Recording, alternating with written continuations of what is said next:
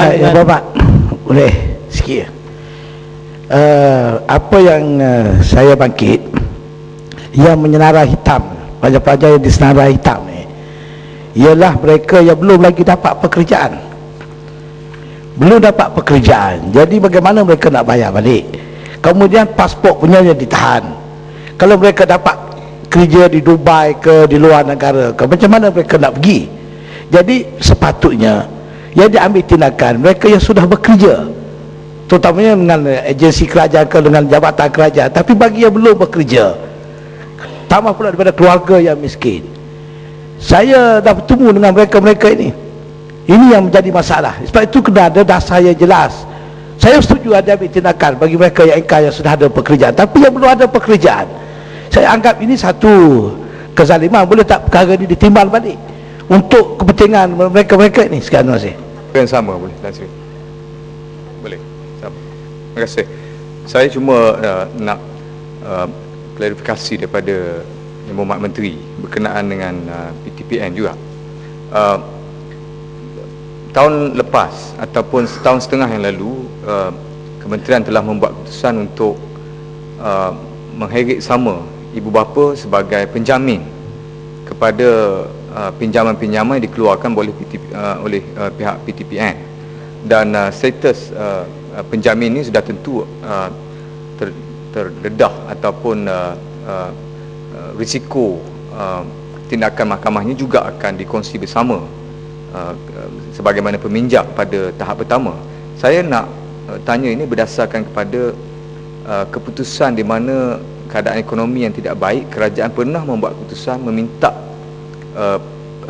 syarikat-syarikat kewangan swasta atau bank untuk mengecualikan secara terus total waiver kepada 11 bulan kadar interest untuk perumahan pada tahun lepas. Ini menunjukkan bahawa pada satu keadaan yang agak rumit ataupun sukar, kita masih boleh memutuskan satu keadaan bertolak ansur supaya kelonggaran ini diberi. Apatah lagi dalam keadaan pelajar-pelajar ni masih lagi tidak mempunyai pekerjaan dan kemampuan untuk membayar masih lagi boleh dipertikaikan dengan jelas seperti yang disebut oleh Pasir Mas tadi. Dan saya juga nak tanya, apakah sikap ataupun dasar Kementerian Yang Berhormat kepada sesetengah pelajar yang dulunya menerima status penuh beasiswa untuk pengajian tinggi mereka pada khusus-khusus yang tertentu, tapi oleh kerana mungkin ada masalah sedikit meninggalkan perkhidmatan kerajaan sebelum tempoh atau sedikit sebelum tamat tempoh, mereka ni dikenakan tindakan sehingga ada di antaranya terus mendapat pengisytiharan bankruptcy atau bankrupt. Apakah dasar ataupun sikap Kementerian Yang Berhormat untuk kes-kes ini, walaupun dianggap terpencil, tapi kemungkinan untuk berlaku lagi amat besar kerana kedudukan ekonomi sekarang, dan ada juga di kalangan mereka yang masih belum bersedia untuk menerima hakikat ini. Terima kasih.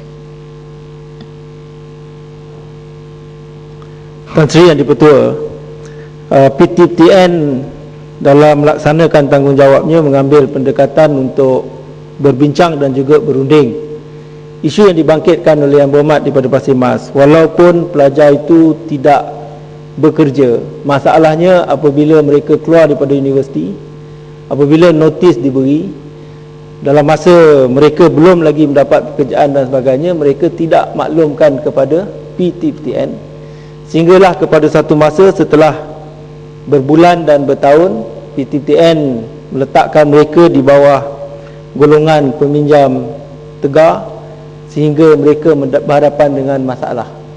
Jadi dalam berasaskan kepada apa yang berlaku dalam soal ni, saya mengambil kesempatan untuk menasihatkan kepada semua mereka yang meminjam apabila keluar daripada universiti, sama ada telah ataupun belum dapat pekerjaan, untuk maklum kepada PTPN, dan PTPN bersedia untuk berbincang dan menangguhkan pembayaran jika ada kes-kes yang sebegini yang mana mereka belum mendapat pekerjaan dan sebagainya. Terima kasih sikit.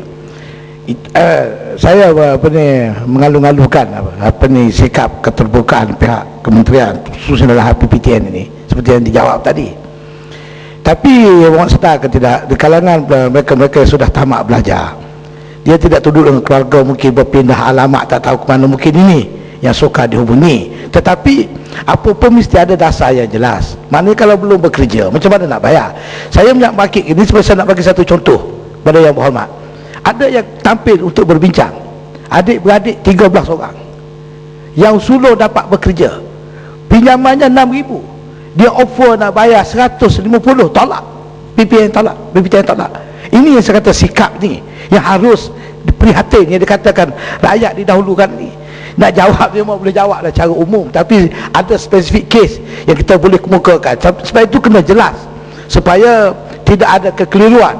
Kalau nak letakkan sandar mereka ini patut datang berbincang, tapi dah datang bincang, surat lawyer pun dah keluar, lagilah dia orang naik geram ke, rasa tak senang hati. Jadi apa ni pandangan Mak ni? Terima kasih Yang di-Pertua. Dari segi dasar umumnya, jika seseorang pelajar itu belum dapat pekerjaan, memang boleh ditangguh. Masalahnya ialah PTTN tak tahu, dia tidak pernah berhubung dengan PTTN, maka PTTN mengambil tindakan hantar notis mengemukakan saman. Mereka mungkin berpindah-pindah, PTTN tak pernah pindah. Jadi itu isunya. Jadi atas sebab itulah saya nasihatkan pada semua pelajar, apabila telah keluar universiti, walaupun belum dapat pekerjaan, maklumkan kepada PTPTN, dan PTPTN tidak akan mengambil tindakan dan tidak akan masukkan mereka sebagai dalam golongan peminjam tegar. Jadi biasanya kes yang berlaku yang juga sampai ke saya ialah apabila pelajar itu walaupun tak bekerja, mula mendapat pekerjaan untuk pergi ke luar negara kerana dia tak pernah memberitahu kepada PTN. Ada kes-kes di mana pelajar menyambung belajar pergi luar negara, duduk di luar negara 2 tahun, lepas tu balik cuti, dia pinjam daripada PTN untuk ijazah pertamanya, kemudian nak sambung belajar, tak dapat keluar negara kerana 2 tahun dahulu dia pergi, dia tak maklumkan kepada PTTN. Jadi kes-kes begini memang banyak. Jadi yang berhormat, pokoknya memang kalau belum bekerja, kalau melanjutkan pelajaran, memang PTTN tidak akan menuntut apa-apa pembayaran. Kalau pasir ada mas, banyak juga isu yang pasir mas. Jadi yang itu sebenarnya bagilah laluan kepada orang lain. Dan saya rasa Kuliah Bandar Baru terus sejuk. Kalau boleh seorang pegawai Balaman suruh masuk Kuliah Bandar Baru. Tan Sri Yang di-Pertua beralih kepada soal